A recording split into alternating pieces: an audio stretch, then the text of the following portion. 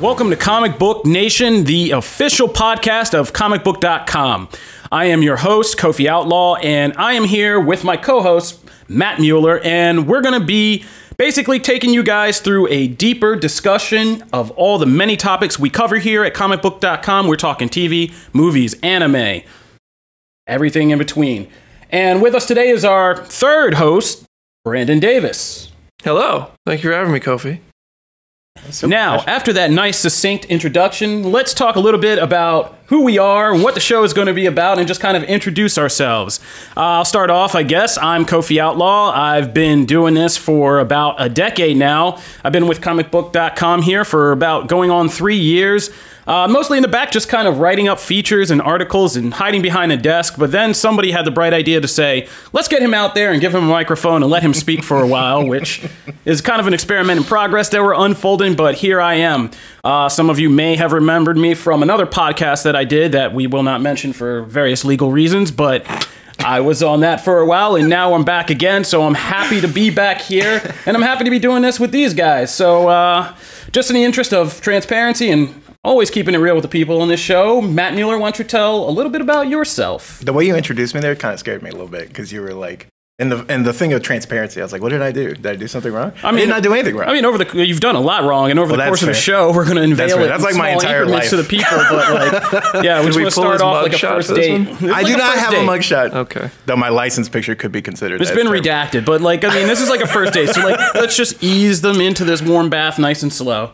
So I'm Matt Mueller. I've been here about actually the same amount of time, about 3 years, and I tend to write Power Rangers and comics, and mostly though Power Rangers, a lot of Power Rangers. Like at one point, I'm gonna morph at some point. You won't see it here. Well, maybe I'll debut it here. I have it. It's a thing. It's coming. We should probably tell. I mean, I'm kind of the surly skeptic guy. You're kind of more like you're the enthusiastic fan. You were like the positivity vibe, man. That's true. Most of the time, but I'm going to be a little negative in this show. Yeah, until you aren't. Right? Also, Matt has a trophy for the nicest guy in the office. Is that mine still? Yeah. Oh, yeah. That's definitely. All right. Well, there you go. But I didn't have a lot of trophies in high school, but I got some now. But every once in a while, you can trigger Matt Mueller. That's very true. There's a little pepper. Very opinionated. Then things change. A little salt and pepper. A little salt and pepper. What? Yeah. Yeah. But third, and certainly not least, I mean, do we even have to introduce you? I mean, anybody seeing this probably knows you, right? Like, I hope so. If not, I'm doing a really bad job. If you don't know this guy, he's a guy on the Aquaman commercials. You'll see his name splashed all over those commercials. That's the top of my resume. For whenever I go looking for a new job, that's going to be it. Like, hey, I was on the Aquaman commercial. But hi guys. My name is Brandon Davis. My friends call me BD. And so I've been with ComicBook.com for over 4 years now. Amateurs. Wow. But no, I do a lot with The Walking Dead. I do a lot of different movie stuff, kind of a little bit of everything, and it's really cool. I mean, I don't really know where else to go from there. I was on the Aquaman commercial. I mean, how much bigger can you get? You can't get much bigger right now, right? I mean, we know that probably helped push that film to $1 billion, but we'll get to that. I'm not saying I'm the reason Aquaman made. We're going to get to that in a little bit. Yeah, probably just take it down a notch. We'll get to you and your glorious achievements in a minute. So basically, Comic Book Nation, this is for you guys, the fans. We are here because, after many years of getting yelled at for our various articles and accused of clickbaiting and other good stuff, we decided maybe we should stretch out this format just a little bit to show you there's a little something rattling around in these heads of the people who work here, and we actually do have some deeper thoughts and views on the things we write and how we feel about them that we'd love to share and discuss with you guys, and we're hoping you will be part of the show and stick with us and kind of interact with us as we go on. And you'll get to meet various people from staff that we'll be yanking in here without, kind of like the CIA, without their knowledge, and just bag tag them and have them answer to you guys if we need to, and various other things. So that's to get said. Let's get started. And first, we're going to do a quick news flash where we just kind of discuss quickly a few news topics. In this case, we're going to take just one news topic this week, and then we'll get into some deeper dives over some of the larger topics that we really want to dig into and break down and discuss. So, for our first news flash topic, we are going to be discussing the 2019 Oscars. Here, I would say, here at comicbook.com, per se, we don't necessarily lean into the Oscar material that much. We're kind of more into the kind of fan service, sci-fi, superheroes, horror, But this year brought us some interesting crossover because Marvel, for the first time ever, is putting up a Best Picture nominee in the form of Avengers Infinity. I'm just kidding. I just moonlighted you right there. It's really Black Panther. I just had to pull a little La La Land moonlight on you. But Black Panther. Black Panther was nominated for 7 Academy Awards, including Best Picture, and it's that Best Picture nod that has really kind of taken Marvel to the next level of the game. So, first question for you guys. Do you think that Black Panther will win Best Picture? Does it have a snowball's chance in hell? I mean, I don't think so. But no, I don't think so either. Yeah. But is it...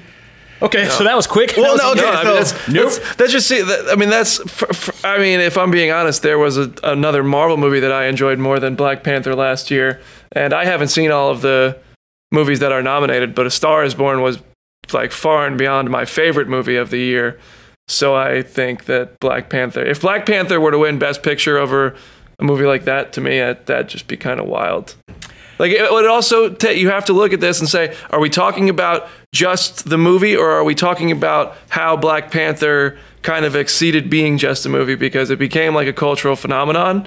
It became a thing where at the movie theaters and in the radio and everything, not just comic book fans, but literally everybody was talking about Black Panther, and it was a really important thing. It was a really important milestone, basically, for the world, for cinema. So if we're talking about that, then there's no movie that did what Black Panther did. Yeah. But just as a movie, in terms of buying a ticket, sitting down, and experiencing a film, Black Panther can't compare to something. But see, here's my issue. Sneeze at that $700 million domestically, like. But here's my issue with what's that. What's coming? I mean, Justice League made 7, or no, not close to that. Did not. Worldwide. I was thinking worldwide. No, I take it back. We're talking domestically. I'll never compare Black Panther and Justice League domestically is unheard of these days. Like, that's insane. That's great. But like, like you said, that, I mean, you can only do that by becoming a bona fide kind of cultural phenomenon for a long time at the box office. And I hate being negative. Let me just preface we just it with sold that. you as a positivity guy. I know, so but here's my problem. So yes, I am starting with the positive. I am happy that it's in the discussion. I think it's great that a superhero movie is there. Can I just say that I'm a little disappointed that the movie that made that jump was Black Panther and not Wonder Woman, because I think Wonder Woman's a better movie than Black Panther. And Wonder Woman also had a movement with an entire gender. And it also did well at the box office. So I think they're late. I think the Oscars are late to the party. And I'm a little bummed. You could go back further with a particular DC movie. Like, how did The Dark Knight not get this award? I mean, those were different, crazier times back then. I mean, Dark Knight had to be the sacrifice that even opened up the door so that and I mean, it was the bloody goats. Yeah, that basically comic book movies could get a Best Picture nod. Like. For me, and for me, Dark Knight is above both Wonder Woman and Black Panther. Yeah, Dark Knight because Dark Knight is a comic book movie, but it was like. It's a really good movie. It was also like, it could have not been based on a comic at all, and I still would have loved it just as much. Yeah, it was one of the best crime thrillers we've seen in in the last. Even though that last 20 minutes was bloated. And Black Panther has is similar to that in the fact that it is a comic book movie, but it also kind of supersedes that in the topics, the real world topics that it tackles. But it does. I don't think it crossed into Dark Knight territory in the realism of it. Like, no. Dark Knight could have been there's no Batman, there's nobody who can fly around a city like that, but you get what I'm saying, right? Like, it's a gritty, it feels real. It makes you believe. Yes, the myth it feels like that could happen. It's a like you said, psychological thriller. Unlike there are so few movies, psychological thrillers, that you can put in there, let alone comic book movies.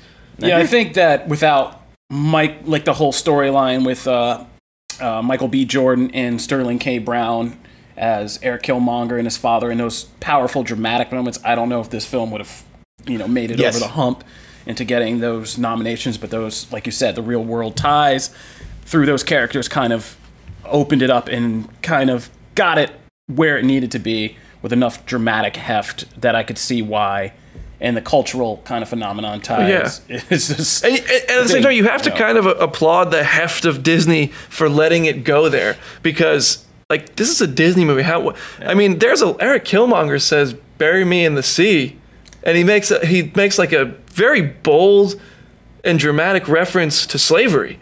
Like, that's not something that you're expecting when you go into a movie from Disney, because it's a movie that is like targeting families, and they kind of steer clear of politics or real world crisis or issues, and Black Panther really wasn't afraid to tackle those things. I mean, at all. No, at all. Notions of family, race, stuff like that. So I see it, why it's there. But I agree. I don't think it's going to walk away with, the thing. Let's look at the full list of nominees just for the record.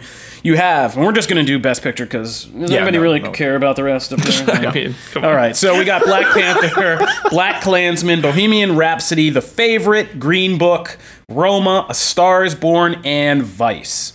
So, out of this list, and we don't think Black Panther's going to get it, what do you guys pick as your Oscars Best Picture winner for the year? I mean, personally, I would love to see Black Klansman. I'd love that movie, but I don't think it'll also walk away. I think some of the other picks, I think Star is Born has a really big chance just because of mainstream popularity. I think it's just caught on in a way, So that's my pick that will win. I would like to see Black Klansman.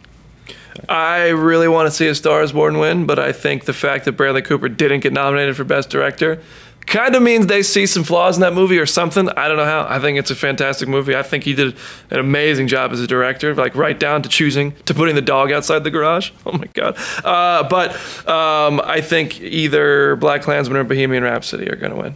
Oh, Bohemian Rhapsody, really? Yeah, I mean, based on I think the three that I see being the real front runners are Bohemian Rhapsody, and only because of the Golden Globe win that probably gave it some more momentum.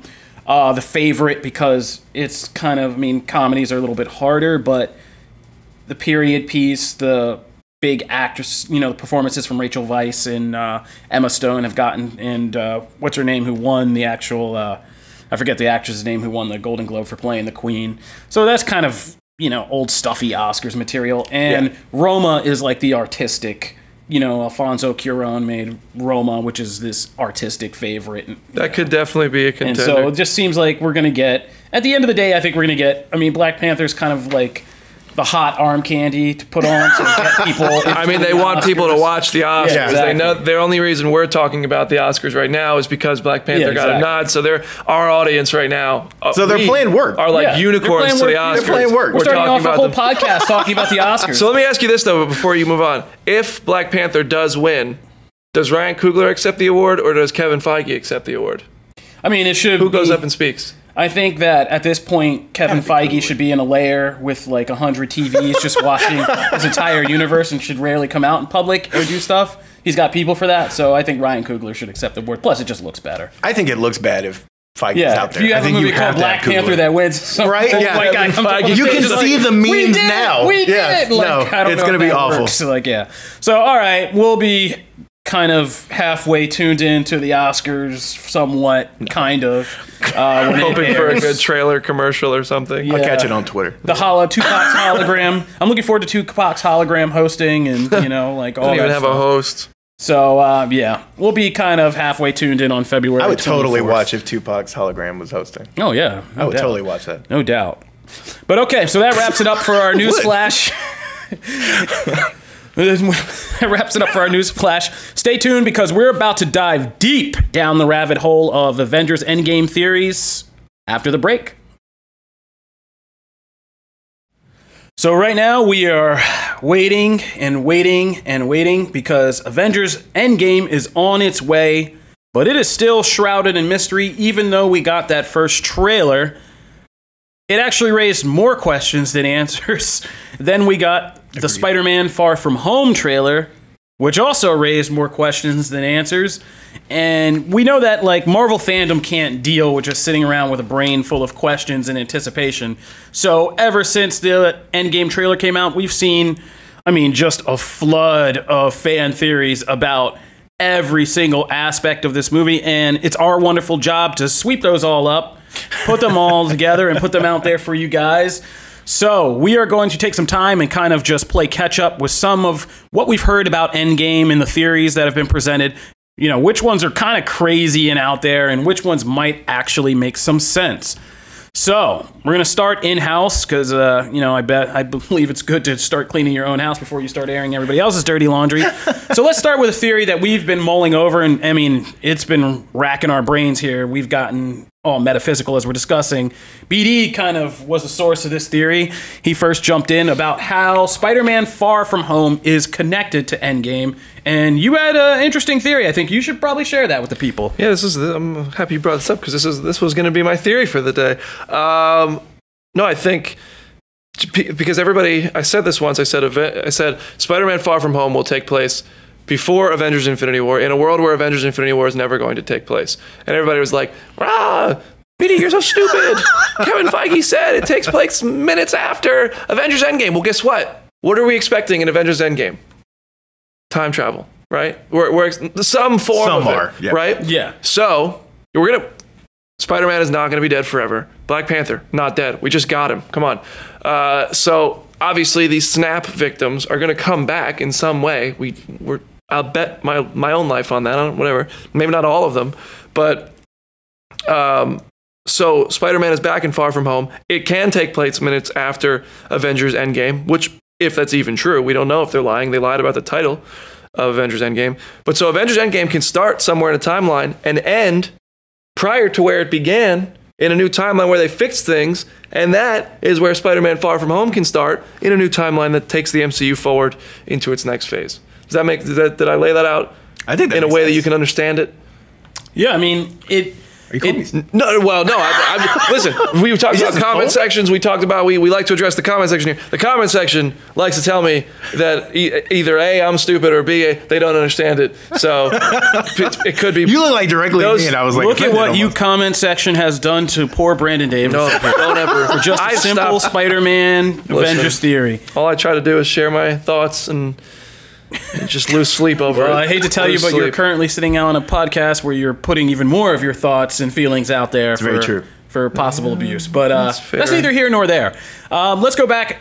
So the Spider-Man theory has been one that has been growing. People have been kind of taking that on and breaking it down and getting even more specific about it, saying that like Endgame will actually kind of negate what happened with the snap or the decimation, as it's officially called now. At least in some way. Yeah, and we'll actually put like Peter right back on the bus where he was in Infinity War before he went into space. And that has been that part. I said that the first time I came up with this theory. That part, I don't believe that's going to be true anymore because I think it would be so cool if they did tie it together like that. But in Infinity War, when Tony Stark says to Peter, "What are you doing here, kid?" He says, "I was on a field trip. We were going to the Museum of Modern Arts."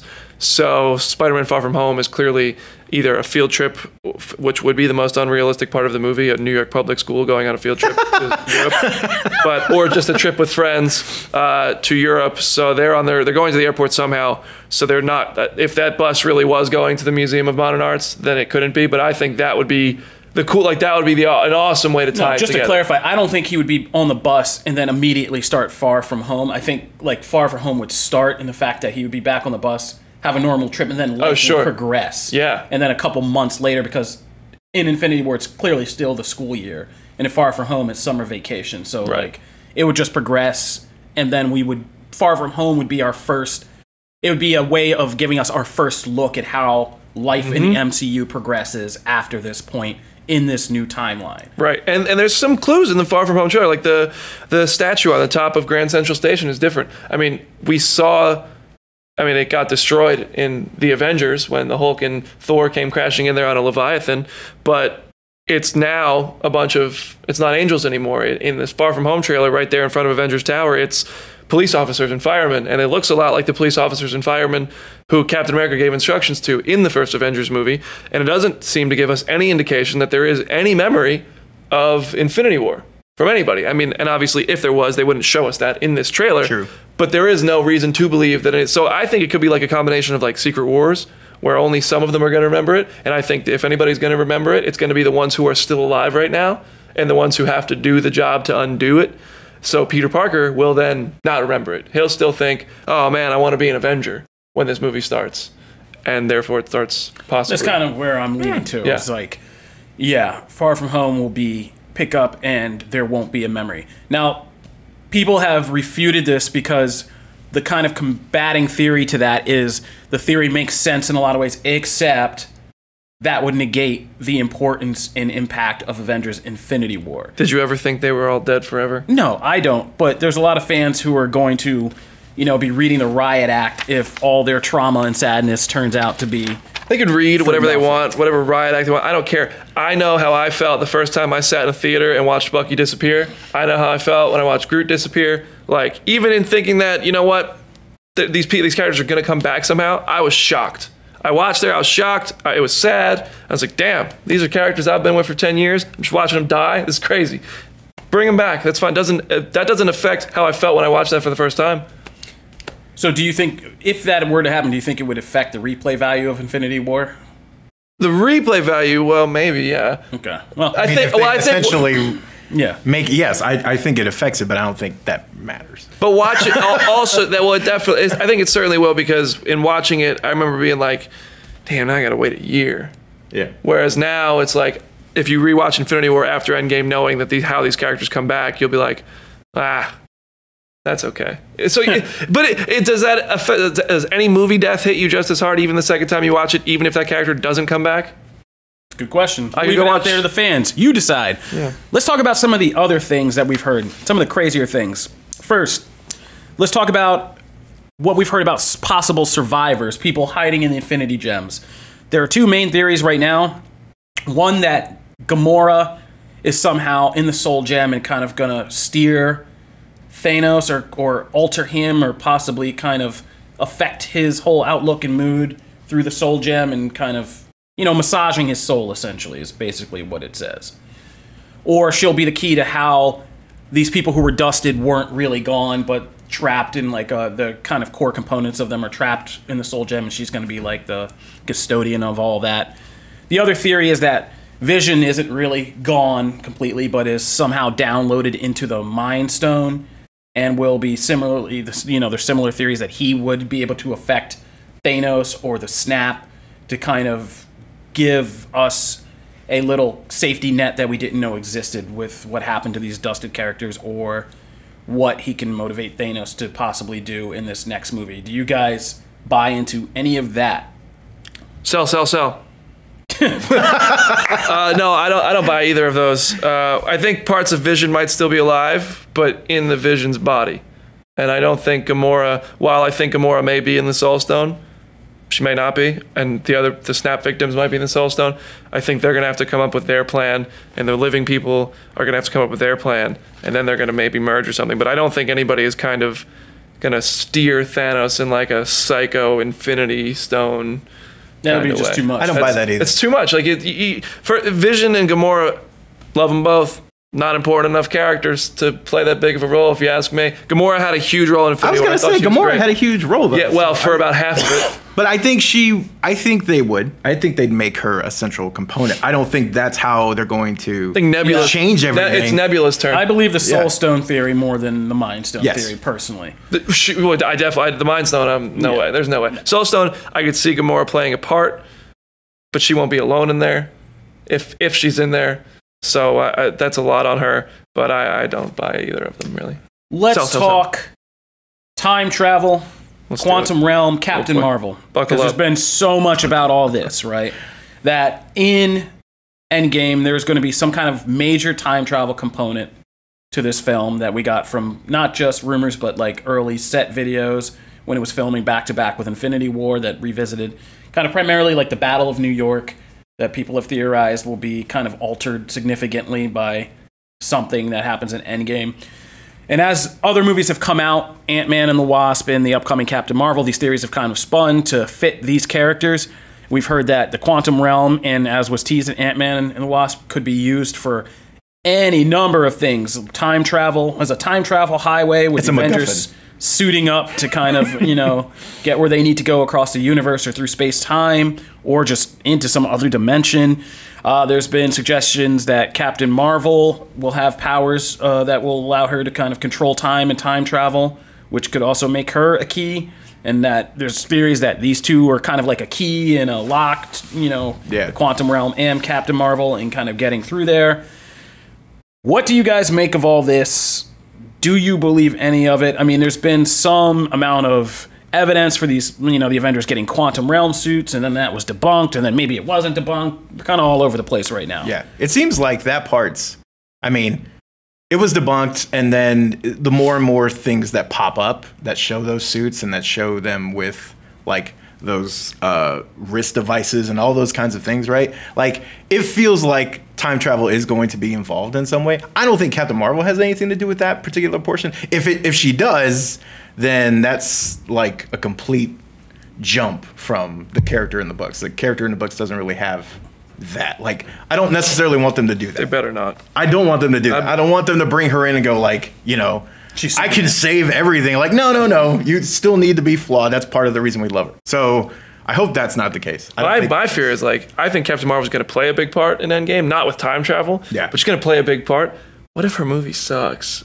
And then, like... But her movie's not going to suck, Brandon. Like, what if Captain Marvel just isn't a good movie? Oh, my God. Is such a big That is part. one... There's two problems. I don't think it's going to suck. One, you're false. No. Two, that's not the topic. No. I'm not claiming the movie's going to be bad. But what if, just for 1 second, like, hold on. What if that movie is bad and then she plays a huge part in Endgame? Well, it's kind of the question, is the movie bad, or will Brie Larson be bad as Captain Marvel? I'm not sold on Brie Larson as Captain Marvel yet. Well, none of those trailers. You're stepping into something. These are not the topics, though. But anyway, sorry. Okay, all right, sorry. But hopefully she's great. I think the movie could be really good. I'm just throwing that out there. Don't backtrack. That would be okay. Backtrack. So, anyway, just for the record, for Brandon Davis, the biggest key in this theory is: can Captain Marvel even be good enough to do something? No, I think she's going to play a big part. I don't think she'll be time travel. Also, to add on to what Matt said about the wrist devices. We by now we've probably all seen, if you're listening to this, you've probably seen the set photos that popped up. I wish I didn't see them. All this Battle of New York stuff. For me, you look at what the Russo brothers have worked on in this MCU, and it started with the Winter Soldier, it went to Civil War, it went to Infinity War, now it's Endgame. Their big through line for Tony Stark has been wanting a family. That's been the thing Tony Stark wants in every time the Russo brothers have touched him. So I'm thinking, and they've also established a lot of little tiny details that might have seemed irrelevant, like in Civil War, the barf technology, which was just seemed like a seemingly unimportant scene where Tony is showing a way to explore the past and explore your memories. That could be what he's doing. Like, he could just be recreating the Battle of New York to look at in what we saw, because he knows that through that wormhole is Thanos. So he might just be recreating that, hoping that they could find a way to get there. I've heard you say that before, with going through the portal and directly to Thanos, and I think that's a great theory. And I think that is how Endgame should culminate. I think they should find a way to get back to the Battle of New York with all of the heroes, all of them, and Tony should be like, you know what? If we go right up through that portal, we'll be at his front door. Just like in Infinity War, it's the same plan. We have one advantage. We're bringing the fight to him. Or he's coming. Well, I guess it's the opposite. Never mind. I take that last part back. But he now, like they say in Infinity War, it was he's coming to us. That was the advantage. Yeah. This way, they know where he is. He doesn't have the Infinity Stones at that point. Nope. They can go fight him. And Iron Man already knows, right? Like how it could change. If they do change that course of history and Loki notices, then there's the possibility that both the Space and Mind Stone could end up quickly in Thanos' That's true. hands. He doesn't have a gauntlet to use them per se. But they would still, the Tesseract and the Scepter are still weapons on the board during that, unless they don't change. I just think that could be such an epic moment where every Marvel hero flies up through that hole. Everyone that we've seen. There's got to be 30 by now? 40? Yeah. Put in both Ant-Man, put in both Wasps, oh my God, Captain Marvel, put in Iron Man, Rescue, the Hulk, Thor, the Guardians of the Galaxy, all of them. Imagine if they bring in the original Guardian. Imagine Sylvester Stallone fighting Thanos.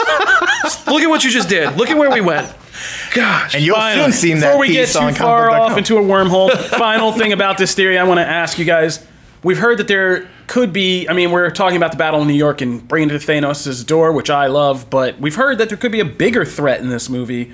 And even as we're coming in here to record, there's new theories that threat could be something like the Living Tribunal, which has been teased in the MCU already and is a major figure within the original Infinity Gauntlet storyline, because he basically is the one who makes a determination about if the Infinity Stones could even be used in the universe or not. And at first he won't make that decision, and ultimately, because of what happens and, the threat that Thanos poses to the entities of the universe, he finally says, all right, I'm going to split this up. They can never be used in unison again. And then We have the whole thing with Infinity Watch and all that stuff in the 90s. Of course, it didn't stop the problems, you know, because we were right back for the Infinity War comics. But do you guys think we are going to see some of these cosmic entities of the Marvel Universe introduced and possibly be a threat in Endgame, or is that just going too far out?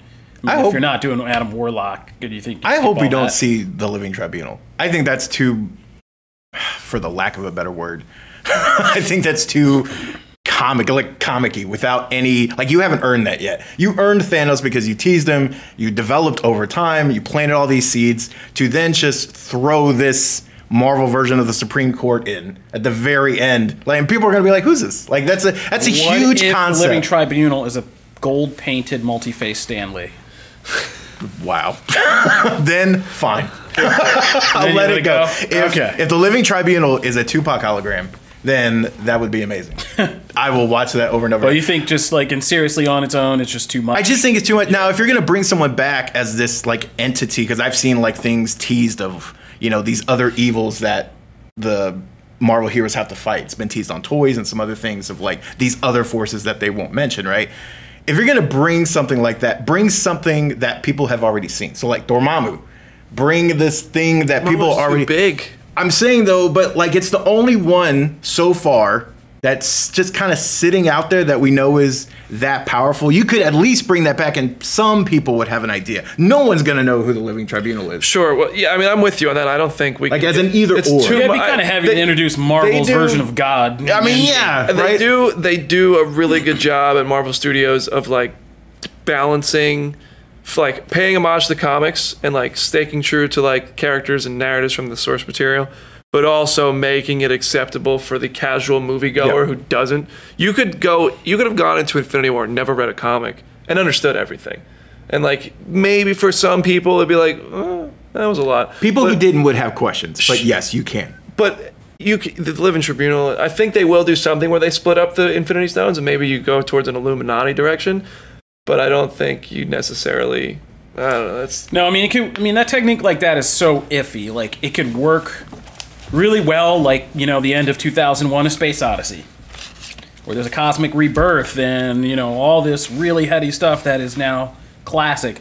But it could also go like The Matrix Reloaded, which is where you just tear the wheels off of everything, where you just end up in God's office for some lengthy philosophical discussion, and you're like, what has happened in this movie? I think the negatives outweigh the positives. Yeah, exactly. So I think we would skip that. I think you're right. At this point, what Endgame is, I mean, it's about wrapping up what's already there, and then setting up and teasing what's next. How many more actors are left in Hollywood anyway that haven't been in a Marvel? I mean, do we have enough? I don't know. I have to see the current list. Do we have people to choose from? We have to see the current list of the accused. I'm sure there's a few. But on that note, let's just move off of Marvel and Avengers Endgame. We'd love to hear more from you guys about any theories you're really into. You know, you can hit us up. We'll give you our Twitter handles and all that stuff at the end. But we're going to move on, because next we're going to go to the other side of the cinematic universe and talk about Brandon's new pet project, this thing called the DCEU.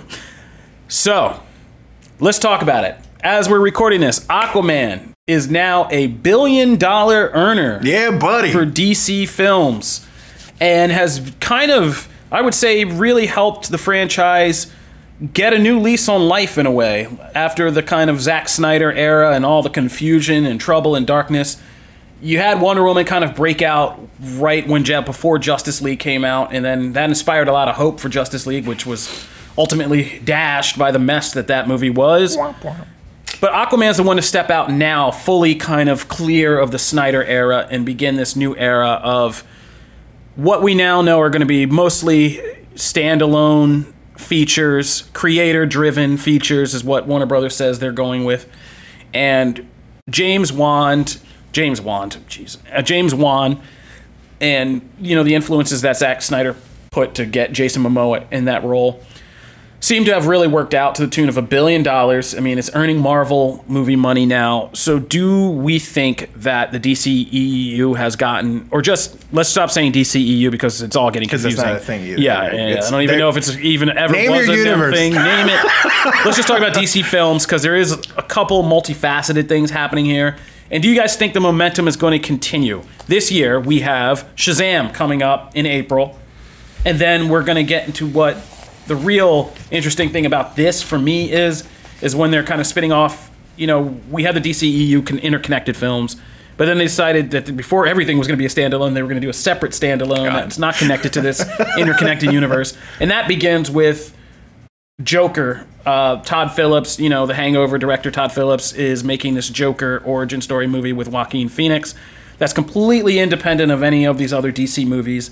And it's almost kind of a crime drama that has socio-political overtones about class, and, you know, and it's kind of a reflection of our own society right now in a way.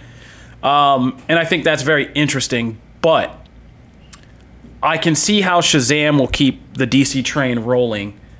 But what do you guys think is going to... First of all, do you think that film is going to be a success? And what do you think is going to happen when we then have to make the jump to something like Joker? Because Wonder Woman 1984, the sequel, is not coming out until summer 2020 now, instead of the end of this year.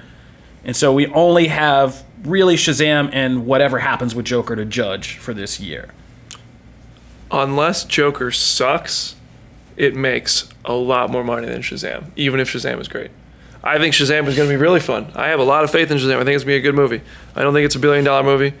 I don't think it's something that will get the mainstream audience's attention in a huge way. It's going to be tough for that. And I don't know if the trailers are doing a really great job of actually marketing what it is. If I were to walk up to somebody, one of my friends outside of this bubble, and I said, have you heard of Shazam? First of all, they'd say no. And if they had seen the trailer, they'd be like, yeah, what is that about? So Aquaman, on the other hand, was such a huge success because it had Jason Momoa, who transcends geek culture. It's Aquaman. So first of all, it's like a title that was... People say, oh, you make fun of Aquaman, and like even Entourage made fun of Aquaman, but people were familiar with it then. And then you heard all the Vinny Chase jokes because this character, this name hit the mainstream audience. Like, what you see coverage from different media. You saw the Haka dance from the premiere on Barstool Sports. Like, that's not our audience. That's a very different audience. Yeah. Jason Momoa transcends geek culture. He reaches different people. And Aquaman was a good movie. It was a little long, but it was a really good... Imagine if it was a little shorter, it probably would have made more money, would have sold more tickets. People could have had more showings at the theater. I don't know. But it was a little bit long, but I thought it was a really good movie. And Shazam, I think, is going to have a hard time hitting that same amount of people. I think it's going to be a really fun movie, but $1 billion, I think that's a stretch. And I think Joker is going to do what Aquaman did, where Joker is such a transcendent character, thanks to The Dark Knight making him that way. He's always been a great character in comics. He's always been probably, I mean, he's on the Mount Rushmore of comic book villains, but he became mainstream. He's the one villain has been in more movies than the Joker. People know of him, and now you have Joaquin Phoenix playing him. You've seen so many people excited for him. That little teaser they put out built a huge buzz. Same thing. You saw it on Barstool Sports. That's kind of my gauge. If you hit that audience, that different audience that likes totally different things, you will see a big box office if the movie doesn't suck. So that's interesting. You think Shazam's going to be the stumble and Joker's going to be not a stumble. It could be a great movie, which in my opinion, if you make a great film, that's all that matters. I don't think it's going to be by no means is Shazam going to bomb at the box office unless it sucks, and I don't think it will. I haven't seen it. I haven't talked to anybody who's seen it, so I don't know. But I think it could be a really fun movie based on what I've heard from cast members, what I've seen from trailers, what I've heard from David F. Sandberg. But I just don't think it's something that can appeal to a $1 billion audience. See, that's where I was kind of on the fence. I feel like Shazam's going to be like, what, PG-13 probably? Yeah, I'm sure. And it's kind of this superhero spin on big, which seems like it could draw in like families. Like I could see a Home Alone crowd going to see Shazam. But I think you're right in the sense that right now, it hasn't really marketed itself that well. I mean, there's so much more to reveal, like who the villain is, what the villain's all about, why The Rock isn't in this movie. If The Rock was in this movie, I'd sing a different tune. Oh, yeah. I'll tell you that, because The Rock's marketing train is unbelievable. The Rock's social media following is unbelievable. Zachary Levi, great guy. Not The Rock. No. And I mean, but there's still so much more to reveal. Like, I mean, just the Marvel family that people don't even know exist, but there's going to be this diverse kind of range of kid characters who become superheroes. If there's a shot of them in a trailer where they all have like those costumes that we've seen and toys and or just like, a line of them all just zapping up and becoming heroes, you're going to immediately get some buzz. But I agree, like I haven't seen enough to. I mean, right now I'm kind of in Brandon's camp as far as I think Shazam's going to do really well. I don't know if it's going to cross 1 billion. But I hope it does, because I'm actually excited for it. But I think Joker, unless it's terrible, will be they'll go out of 2019 on a good note, as long as it delivers, because it'll be that high-grossing Joaquin Phoenix, all that stuff will tie it in. Do you think Joker could earn like the High Critics Awards nominations if it's like a really kind of good... I mean, Black Panther did. You know, socio-political film dressed up as a comic book film. I'm expecting a tone like The Dark Knight from Joker. Not a story. I don't want a narrative. I don't want a Joker. Anything like what we saw in Dark Knight. I want something fresh.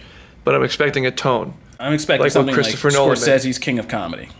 Yeah. Kind of. I mean, that's what, That's why they got Scorsese involved, so they can kind of try to create like if you don't know that, and we're just throwing out names, King of Comedy is an old Scorsese movie with Robert De Niro, where he's this kind of troubled comedian that kind of has this really messed up night in New York, and it's just a nuts movie, and it's very famous, but also very critically lauded. I mean, I had to see it for film school, like that's where I encountered it, and I feel like this has the traces of it when I look at it. So, all right, I guess that does it for DC. Anybody have anything else to add? I mean, we're just gonna see what happens with Shazam and.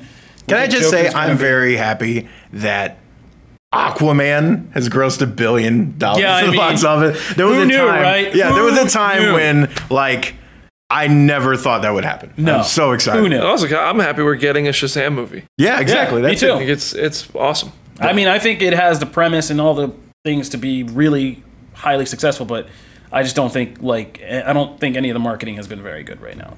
Somehow Joker has better marketing than Shazam, and Joker has nothing really to market. Joker has that mainstream. Exactly. You got to find a way to tap into that mainstream. But all right, I know a lot of you are going to let us know your thoughts about some DC movie business, so we'll just prepare for that onslaught.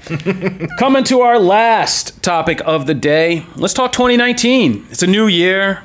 There's a bunch of new stuff coming out, not just in movies, but TV, comic books, and just general geek culture stuff that's going to be happening.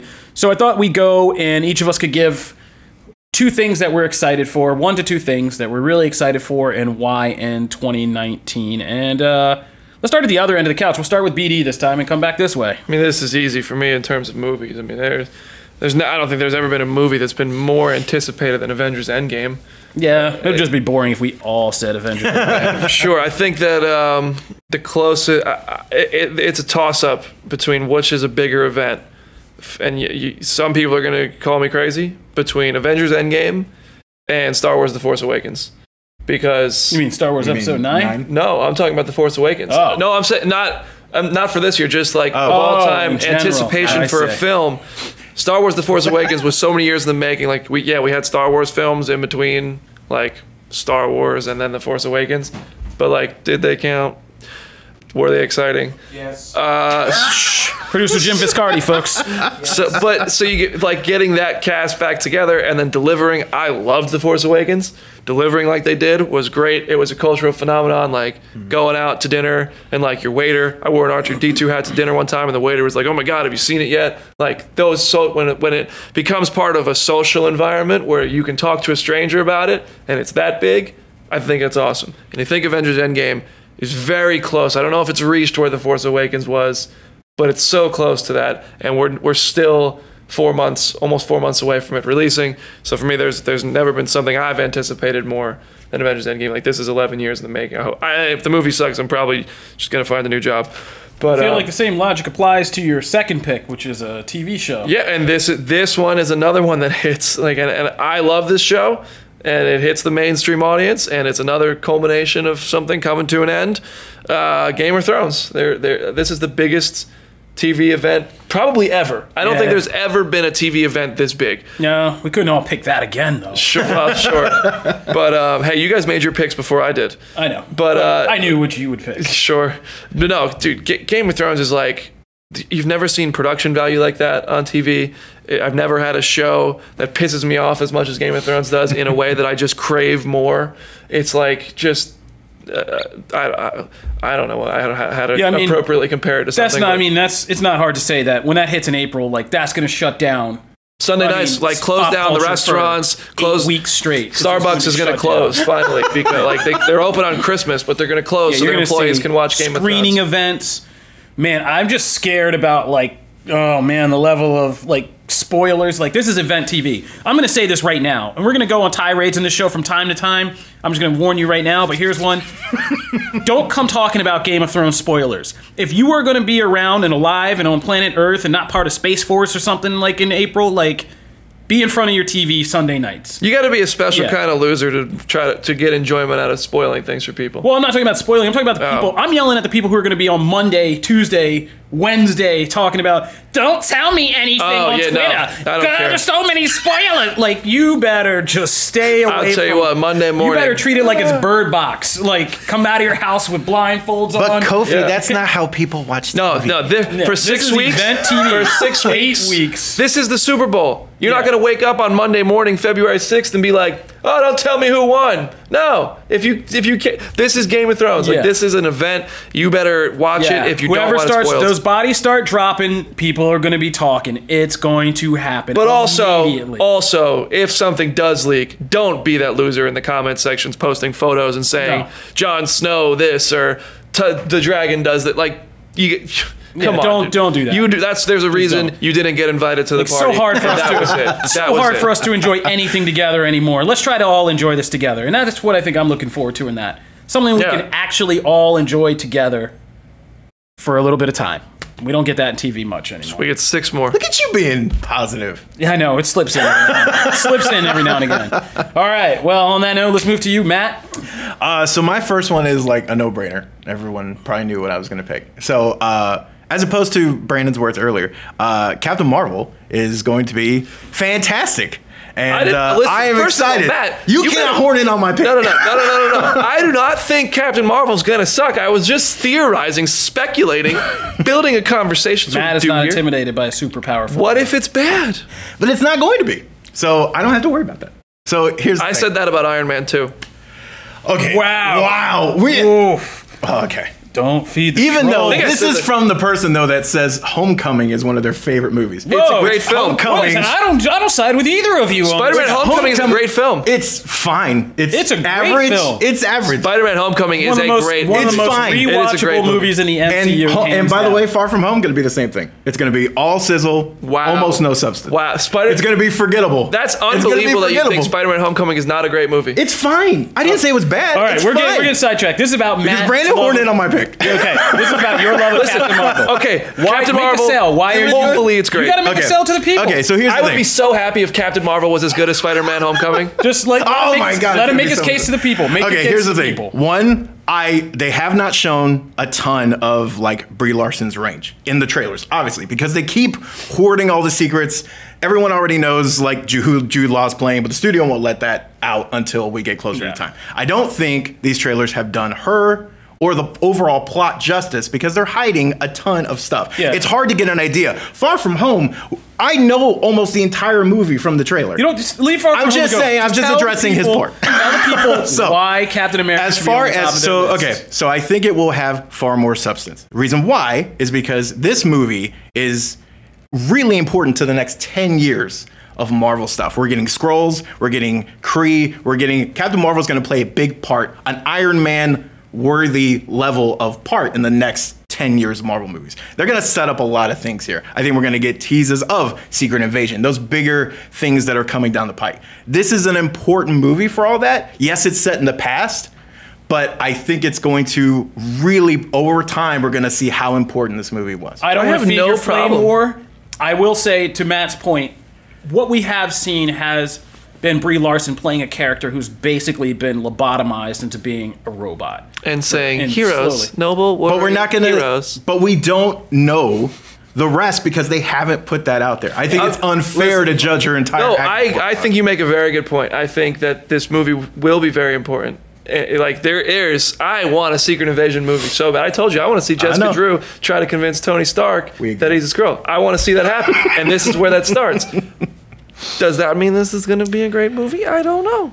Moving on. Let's move on. Okay, so I got to get to my second pick. I'm rooting for it. I hope it's great. So my second pick is Power Rangers Beast Morphers. So completely the other end of the spectrum. However, should I ask what happens if that sucks? No. Well, okay. I mean, there's a chance it might suck. I'm just kidding. There's a chance it might suck, to be honest. This is your what world. is Beast Morphers for non-Power Rangers? Okay, so Beast Morphers is the first Power Rangers season under Hasbro's ownership. Now, partly it was developed during the Saban era, who previously owned it, so it's not going to like revolutionize things. It's not going to be this complete other different show than people have seen over the last few years, but it will be a step up, I think. It will get the community inspired in a lot of ways with the shows. They've been kind of melancholy on the show's quality and things like that. So I think this one will be a step in the right direction. And what's the hook for Beast Morphers? Like, what's the Beast Morphers? Beast Morphers is essentially like there's okay. This is already going well. This is all going well. Essentially, there's a like technovirus, and the way the Beast Morphers combat that is, I need to scratch this part from the podcast because I don't exactly remember all the stuff that's in between. Well, we can just keep it simple. Tell me what like a Beast Morph is. Just like they haven't really revealed that yet. I mean, what are the Transformers? What do the Power Rangers turn into in this one? I mean, they morph into what? Into like cool looking. They've been like Rangers. Zeo but crystals, there's no. like we don't ninjas, know. Okay, the problem is Space Warriors. The problem is that it's based on Go Busters, which is the Sentai original footage of the show. Ghostbusters? Go Busters. Which sounds a lot like Ghostbusters. Here's the thing. It's based on that, but they haven't revealed like all the Americanized gimmicks and versions. So we still don't even have a full trailer for this show yet, even though it's supposed to hit March, April. They really haven't revealed a ton. Like we still don't know the names of even all of the Rangers yet. So there's still a lot hidden. So when that gets revealed, I will be able to talk more specifically about it. I'm hooked. Now it's kind of I think your resume just went to the top of Hasbro PR. Didn't it? Yeah, it should have. You sold the hell out of that show. All right, so new Power Rangers show coming. Keep your eyes peeled if you're a Power Rangers fan. That brings it to me. Beast Morphers. And to wrap this up, here are my two picks for 2019. I am excited for the thing that Brandon is most skeptical probably about, which is Star Wars Episode 9. Ooh. I have enjoyed the new era of Star Wars. I'm a Star Wars fan. I'm not a hardcore Star Wars geek that gets into that whole toxic side of the fandom. I don't do that. I'm not going to yell at you about, capitalizing Force or not or any of that stuff. But I've always enjoyed those movies. They're a special part of my background and childhood. And I've enjoyed the new era. I am a Rogue One enthusiast. Yeah, I enjoyed Last Jedi the second time I saw it. I hated it the first, loved it the second, and still like it on the third. And I even liked Solo, which I rewatched on Netflix again. And when you get to just sit down and watch that on Netflix or something, that's a fun movie, and I've enjoyed it. I'm really excited for Episode 9. I'm excited because it is endeavoring to not just wrap up this new trilogy, but bring the entire Skywalker 9-part saga to a close. And as someone who's been heavily invested in all the movies and the animated series dealing with the Skywalkers and all that stuff, like, I'm interested to see how this brings it to a final close and just what kind of spaz out is going to happen within the fandom. Because this is the end of an era. Star Wars began as the Skywalker saga and kind of officially expanding the franchise beyond that, as we just tested the waters with in The Last Jedi, and we saw that reaction. So I am really curious about what's going to happen when they really officially push past that element, like that aspect of the saga, and open it up to whatever the Game of Thrones guys are working on, whatever Rian Johnson's working on next, whatever they have planned for other spin-offs eventually when they get back to those. And standalones, like, I'm really interested to see that. So Star Wars is at the top of my list, even though it's coming very late in the year. The other thing I'm going to talk about is the next phase of Dragon Ball, which is something I am really invested in. I got invested in Dragon Ball in the 90s when some kid showed up at my house with a Super Nintendo import game for Dragon Ball Cell Saga, which was just 16-bit characters and split screen firing like weird 16-bit lasers across screens and each other, and most of it was just flying away from your opponent as far as possible so you could charge up and scream and do all that.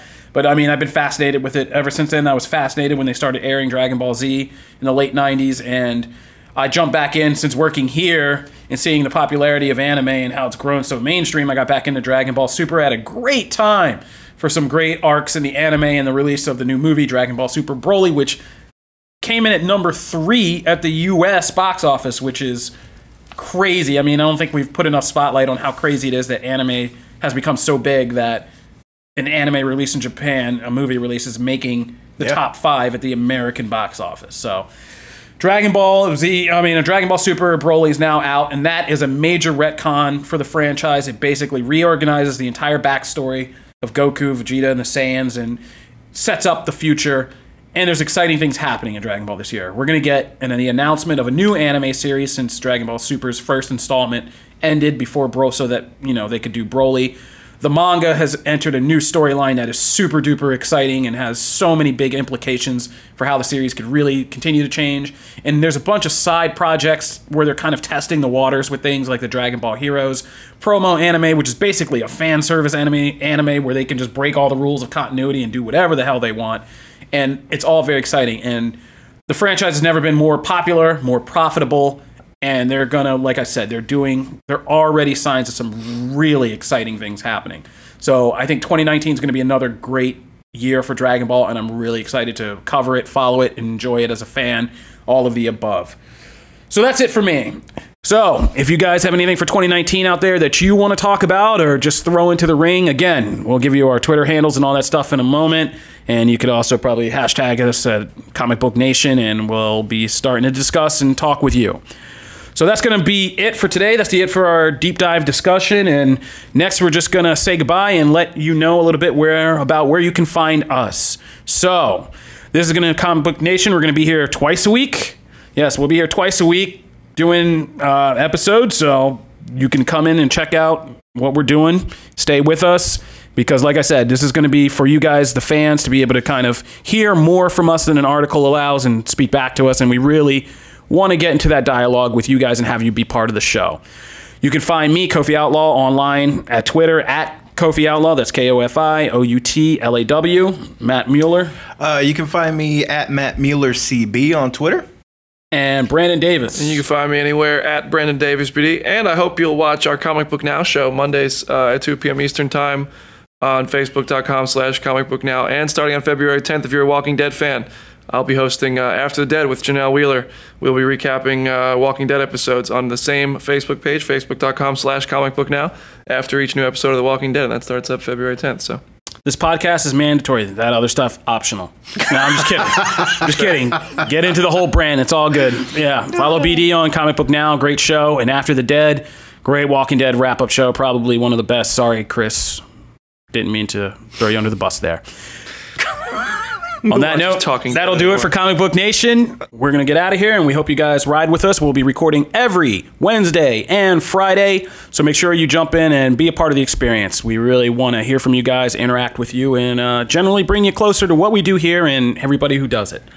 I'm Kofi Outlaw, and we're going to say goodbye and have a good day.